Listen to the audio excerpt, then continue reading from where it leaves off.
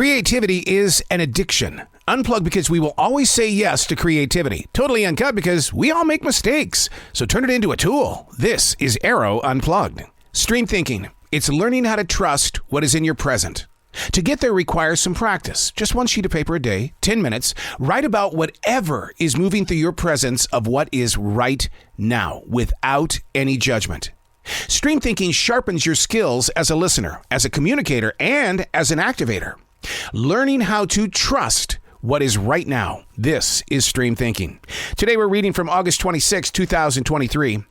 I find it interesting that those of us in our older years look at the events of today's world and instantly describe them as being extremely strange times. Yet high school students to mid-30-year-olds don't find reason to wonder about current conditions with politics, religion, and finances.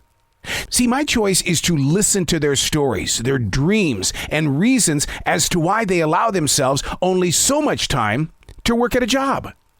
Not only am I empowered by their attitude, but I love how the older generation isn't afraid to speak openly about how strange things feel right now. My parents kept to themselves. We have missed out on a lot of truth. How were your parents when you were growing up? Were they open and honest with everything that was going on? When things were tumbling in other nations and maybe in our own country, the financial crisis got worse at times, did they openly sit down and talk with you about it?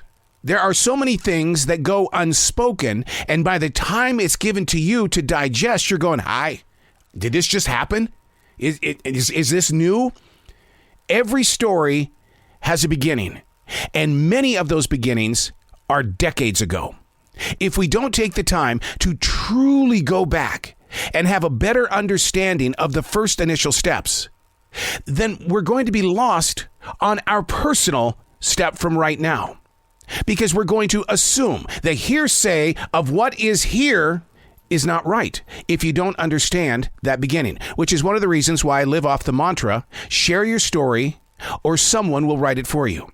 I don't want the future part of my family to assume they know who I am. I want them to know. I want them to have and to hold. I want them to be able to learn from what it was like to go through September 11th, 2001. To go through the pandemic that locked us all down for 2 years. I want them to know that instead of reading about it in a book where assumption is given its own beginning, its own origin. Learning how to put your emotions on a page. Which is why I find it very interesting that those of us who are older in years, we look at today's world and instantly describe it as being extremely strange times. The younger generation, what do they have to compare it to? Except for the lockdown, that was strange times. Not too many people are talking about September 11th, but if you were to break into a conversation, you might get more than just, yeah, that was a strange day.